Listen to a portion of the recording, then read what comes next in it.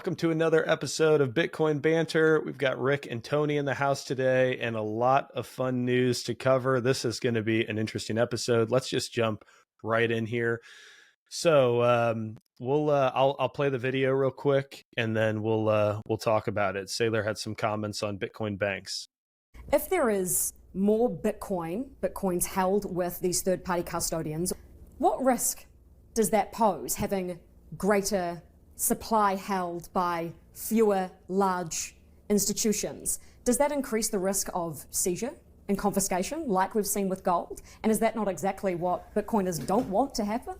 No, I think it's the opposite. I think that when the Bitcoin is held by a bunch of crypto anarchists who aren't regulated entities, who don't acknowledge government or don't acknowledge taxes or don't acknowledge reporting requirements, that increases the risk of seizure.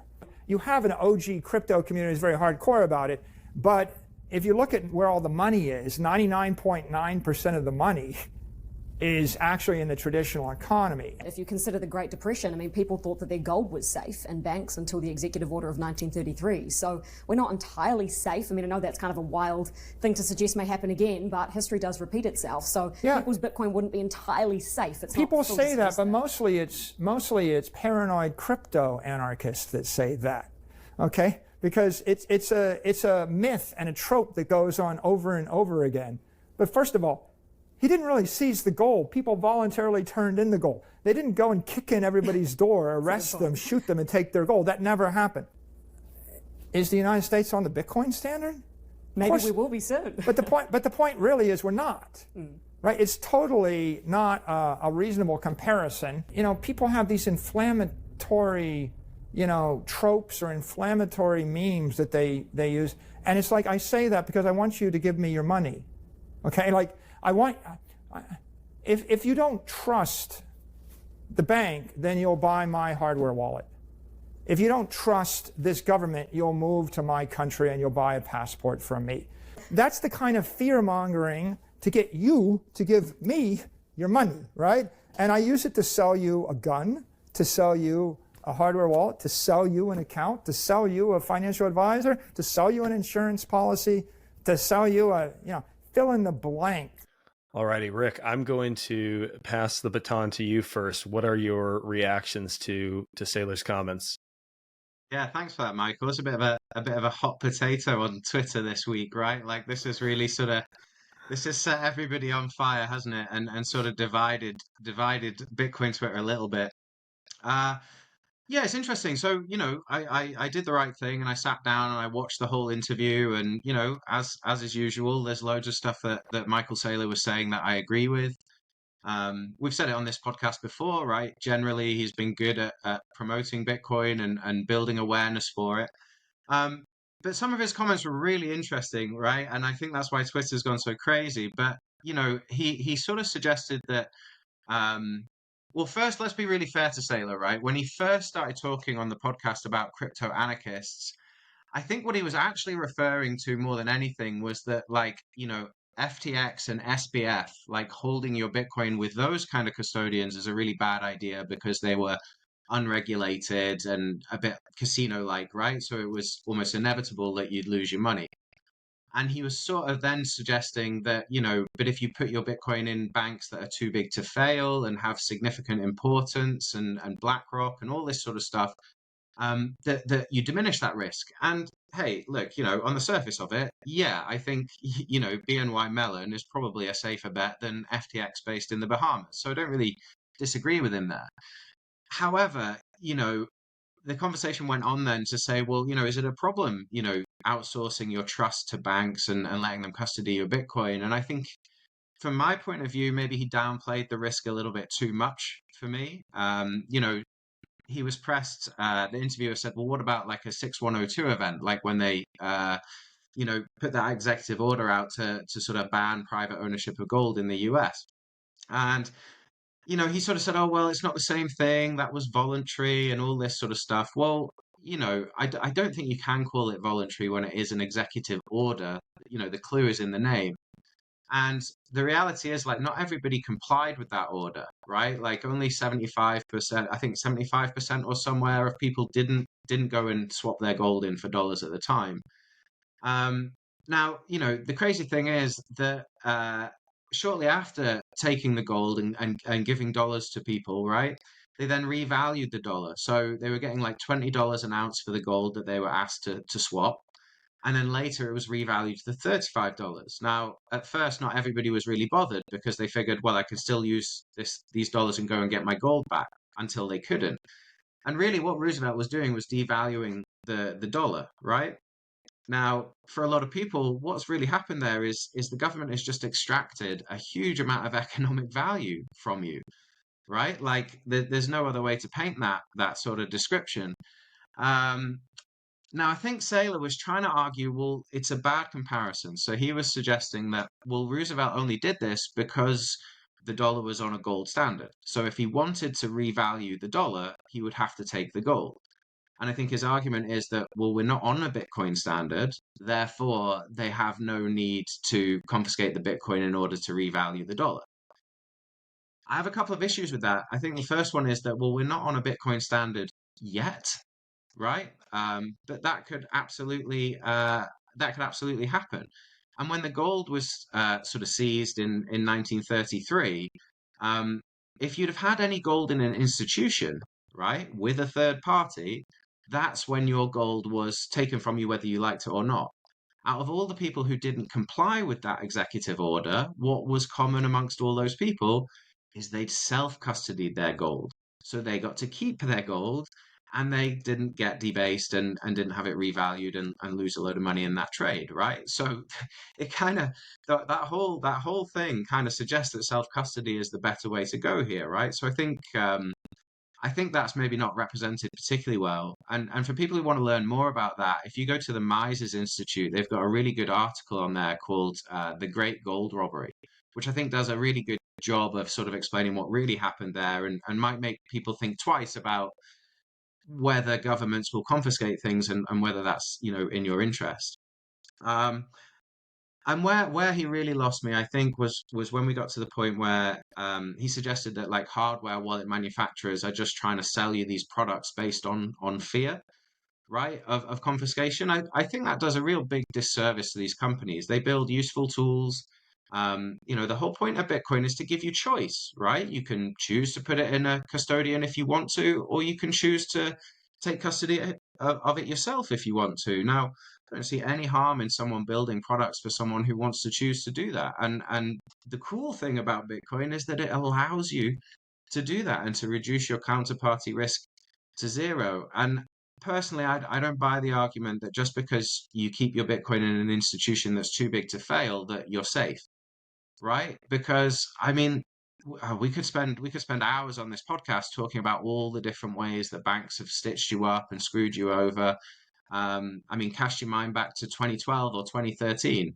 If you were living in Cyprus back then, the government did a bail-in and just took 40% of your money, right? So, for me personally, I would never ever put my Bitcoin with a third-party custodian. And look, the last thing I'll say on that is I don't think that's paranoia.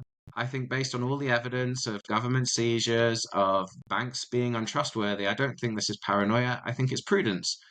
And go and read the white paper. I think if you ask, was Satoshi a paranoid crypto anarchist? I think you'd probably come to the conclusion that maybe he was. Uh, so, hey, look, I think self-custody is the way to go. And man, if you're chasing 5% yield on Bitcoin when it's about to monetize everything in the world, then you're out of your mind and you're trying to pick up pennies in front of a steamroller. And it's not worth the risk, in my opinion. Yeah, I agree. If I could be charitable to Saylor, one thing I'll say is that I think he could be correct that there will be demand for Bitcoin banks in the free market, whether us crypto anarchists like it or not. I can see a use case. I can see people wanting to pick up pennies. They'll take advantage of that if it is presented to them, and a lot of people will probably pay the price. Some people might, get lucky and they don't pay a price. I think the disservice to Bitcoin is that we are still at a stage of it in its evolution where one can buy and custody base layer Bitcoin on their own today.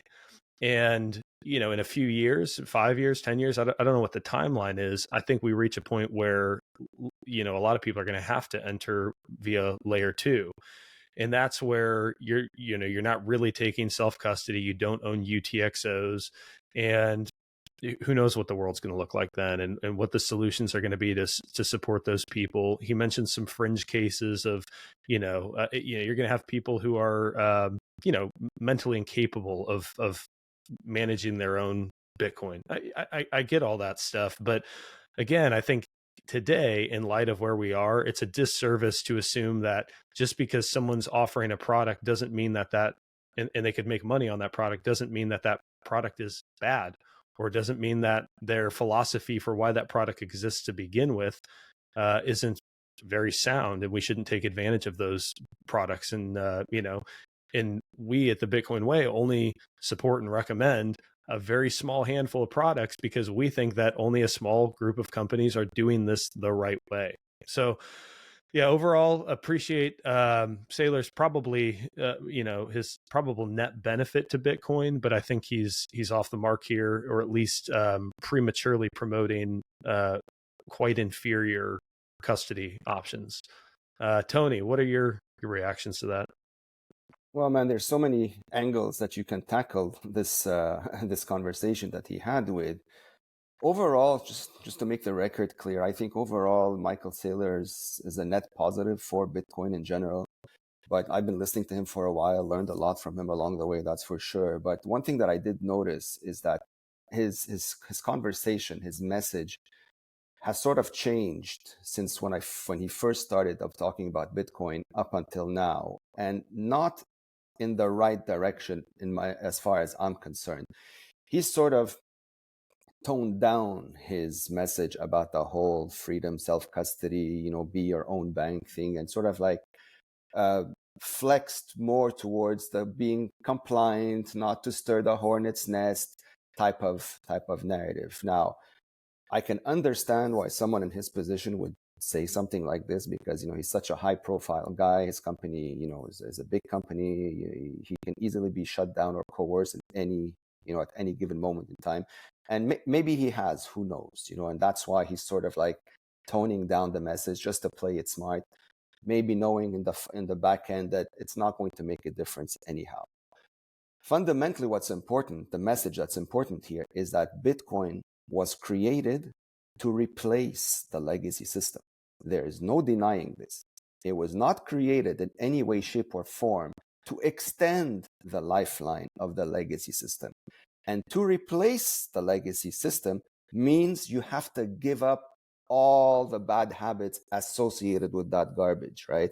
Which means learning new skills, learning to accept that now you are the head of security, you are your own bank, you're going to have to learn new skills.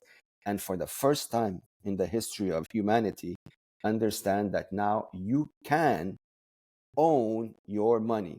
You don't need it to be printed by a government. You don't need it to be issued by a government. You don't need to be babysat by a government for your money. That's fundamentally what it is. And there's a lot of players in the space, including Michael Saylor to a certain degree, that seem to want to extend that lifeline to accommodate whatever purpose. Now, Michael Saylor has plans now that have been publicly made available. He wants to do his own bank. So of course it's in his best interest to start spinning that narrative, because now it suits his business. And in all fairness, even as like a Bitcoin maxi, I genuinely know that a lot of people are not going to custody their own funds for whatever reason, whether it's laziness, stupidity, whatever their reason may be. They won't do it, at least initially, until they run into a problem of a certain magnitude that destroys them to a certain level that will force them to change their mindset about this. So from a business perspective, Michael Saylor may have a very good point that there's a large percentage of the population that are just incapable or unwilling to do self-custody, and he is going to vacuum clean them all into his model and make a fortune out of them. Fair enough, it's a free market. But for him to come out and say that anyone who wants to take self-custody is somehow a bad person or anti-government or anti-this or anti-that, that's a bit ludicrous. Even hardcore Bitcoiners are not anti-government. They are anti-government in the current state of the government, which is acting as an enemy of the people, right? If government was in the form that we were taught that it should be, where it serves the people and rights and freedoms were respected and protected, you wouldn't have such a hostile reaction. But when you start going after people, well, you can expect that at a certain point you're going to get some pushback. And you also have to remember that Michael Saylor comes from a financially privileged standpoint. He hasn't lived through an annihilation of life savings of an entire country, including his own. Had he walked through in these shoes, I don't think he'd be so casual and chill about promoting, how good it is to be, to extend the life system of the legacy system and to continue all this nonsense. I don't think he'd have that same spin, that same message. But since he hasn't, and hopefully he doesn't, because I don't wish that upon anyone, your view on life changes very quickly, very dramatically once you experience the extremities of corruption. So if you don't think that a 6102 type scenario can and will happen to custodians of Bitcoin, you are drunk beyond any form of reason, because I believe that not only is it confirmed, it is coming.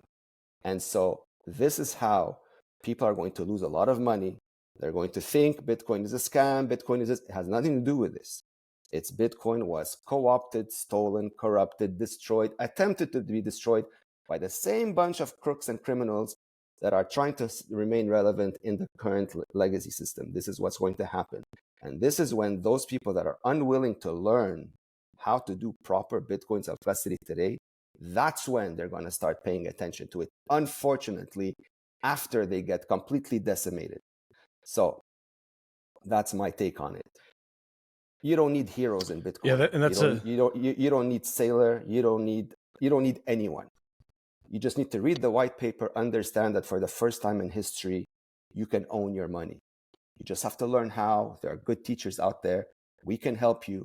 But if you think you're going to take a shortcut by relying on someone else because you're buying into their false advertising and marketing that is preying on your ignorance and fears, well, my friend, I think you're in for a rude awakening, much sooner than you think.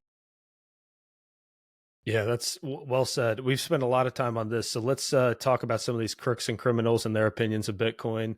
Turda Meester had a great post. So the ECB claims that early Bitcoin adopters steal economic value from latecomers, and basically instead of saying, hey, don't be a latecomer, you should buy some Bitcoin, they assume a scenario in which Bitcoin's value continues to appreciate and its effect on society. And I'd encourage anyone to go check out this thread from Tur. It's interesting. But Rick, this is relatively close to home for you. I guess you're a hop, skip, and a jump away from the ECB. But what's your initial reaction to these comments? Well, I mean, let's start off with the clear fact that the ECB is a criminal organization filled with some of the most despicable crooks you're ever likely to come across. I mean, I think most of our listeners are in the US, right? If you don't know a lady called Christine Lagarde, I would go and Google her. You might find some news articles about how she's been found guilty of all sorts of things, but somehow maintains her position at the ECB. But yeah, I mean, it's such a ridiculous paper that they've come out with. Basically, the argument there is that um, early adopters of Bitcoin will do financially well, right? As the value increases, but this is only at the expense of everybody else. But what the ECB failed to mention and don't talk about at all is, well, hang on, why is Bitcoin appreciating in value, and what is Bitcoin appreciating in value against? And the answer is it's appreciating in value against the euro, the dollar, and all the other fiat currencies. And why is that? Well, that's because the European Central Bank and the Federal Reserve keep printing these currencies into oblivion, which makes them worth less and less and less. So actually, is it Bitcoin that's impoverishing these people, or is it actually the ECB themselves that are impoverishing everybody?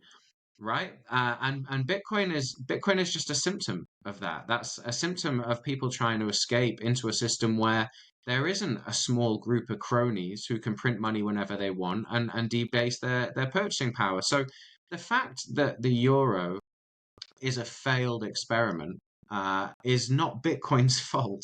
In fact, you know, perhaps Bitcoin wouldn't even exist if it weren't for the absolute mess that they've made with our money, right? You know, that Satoshi only came up with this idea based on the fact that this is how our current financial system works, right? Without the need, maybe he'd have gone and built something entirely different. Who knows?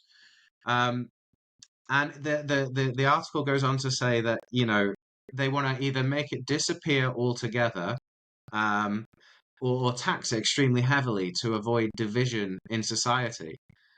And I'm like, hang on a minute, hang on. These guys, right? I mean, they're either out of their mind or just completely crooked. Because if you look at the wealth distribution of the world today, 99% of the world's wealth is in 1% of the people's hands. So here's an article from these lunatics, right, suggesting that Bitcoin is going to create this wealth disparity and everyone's going to be upset about it. My response to that would be no, there was a wealth disparity that you created, and we're all very upset about it now. And that is why we Bitcoin, right? You created the wealth disparity, and everything you're saying in here is just complete and utter bullshit, right? And also, I saw someone else write about this on Twitter, right? So I don't want to take any credit for this idea, and I can't remember who posted it, but I thought, what a brilliant analogy. Some guy tweeted something about, can you imagine if they came out and said something like this about like Microsoft stock, right? And said, oh, everyone that bought like Amazon stock or something like early on, well, they're getting really rich now based on this. So we have to stop the price of Amazon stock climbing and make all these interventions. It's wild. I mean, basically, I think what should be plainly obvious now is like these guys, they know their grift is up. They know that we've all figured out that they print money for free and impoverish us to benefit them. And this paper basically says, uh-oh, Bitcoin gives everybody a way out, and that means the end of our little scam. And yeah, well, I'm sorry. I mean, what a great advert for Bitcoin. The whole paper talks about how it's going to be worth an absolute monster amount of money in the future, which I guess suggests the euro is definitely going to die. So yeah, these people are writing love letters to their own demise, and I'm all for it. Like, keep crying, cry harder. Really sorry. You know, you've basically the entire article, what they've written, they could have summed up by just saying, "Hi, we are the ECB, and we're going to have fun staying poor." And it's like, this is not news. We've been saying that for 10 years. You know. Anyway, those guys, waste of time.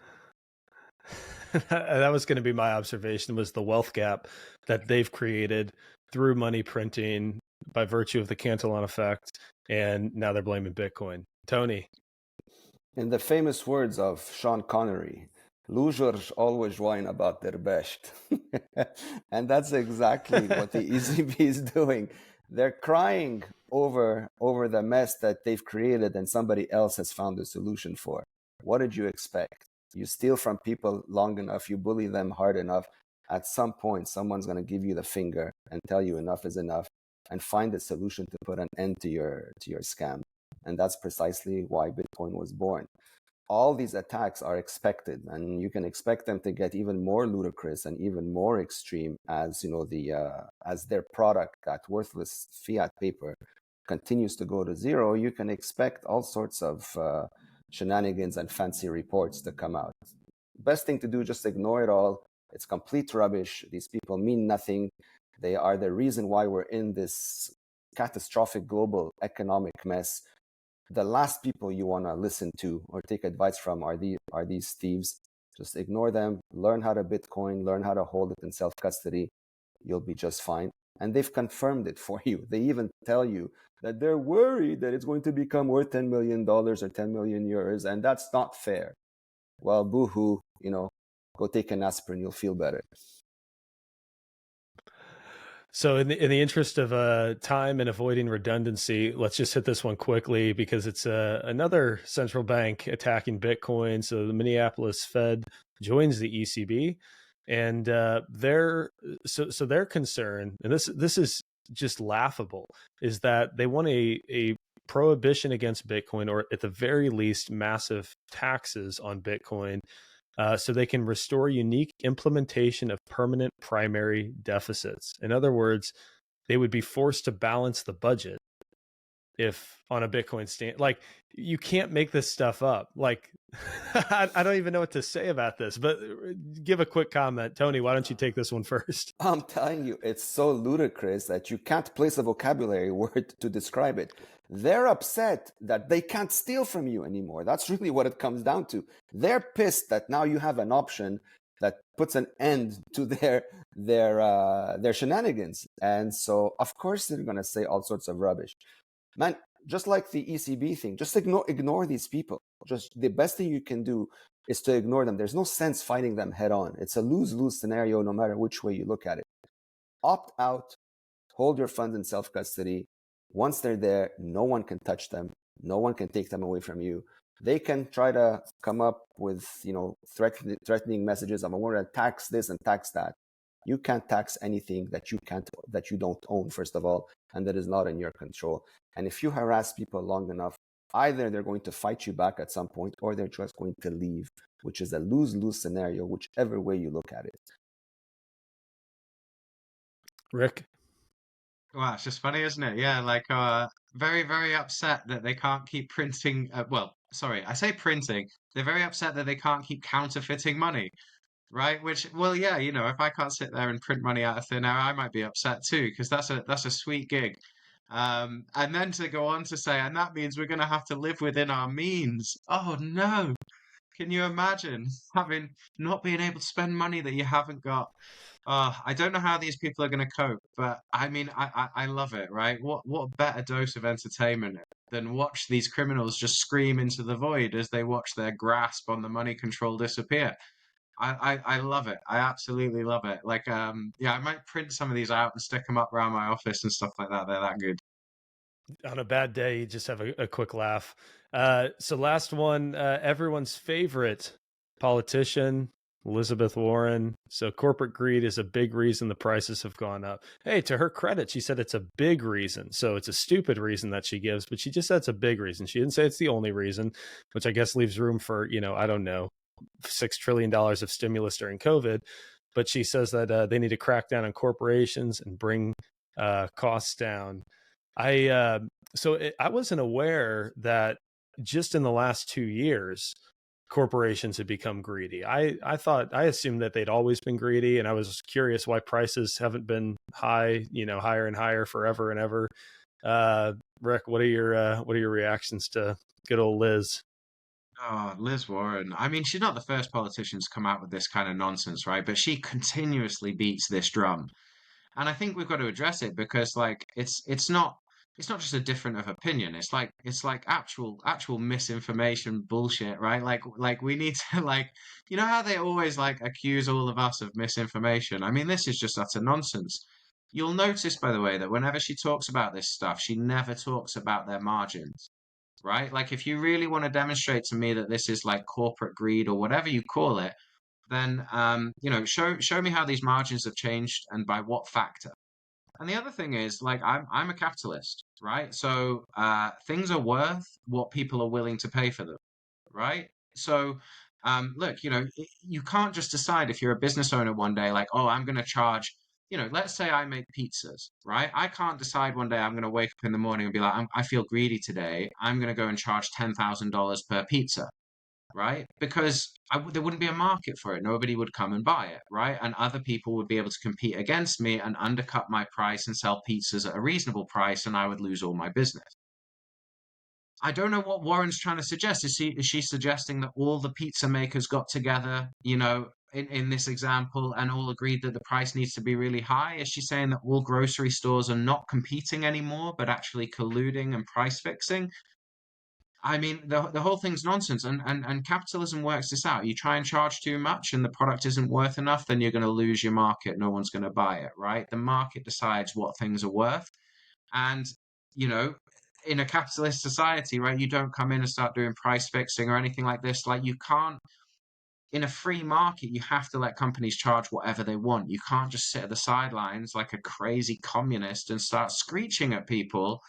That, you know, and I mean, let's get back to grocery stores as well. Like, what are the profit margins there? 1%, 2%, 3%, like notoriously razor thin, anyone who's worked in retail. So she's just full of it. She desperately doesn't want you to know that inflation is caused by money printing, and that's why the cost of everything around you has gone up. And it's because the money's broken, because it shows you who the real culprit is, and that's not what they want, right? Yeah, you hit on an important point, is that people often look at nominal profits and they say, look, they're, you know, X billion dollars of profit versus last year, and it's so much more. And they don't look at profit margins. And they also don't look at the decreased purchasing power of those nominal profits. I mean, the reason is the money printing, the you know, billion that you made this year versus the $500 million that you made last year is comparably valuable. You know, like, it's the purchasing power has been so vastly diminished over such a short period of time. Tony, do you have any comments on Go to Liz? Well, you guys have pretty much covered it all. But I mean, of all the people that hates the American people, I think she's at the very top of that list. She genuinely disrespects almost everyone in the United States because nothing she says is true. Like, she gaslights you all the time. She lies to you all the time. She is the number one source of misinformation and bullshit that, you know, I've ever heard in recent months.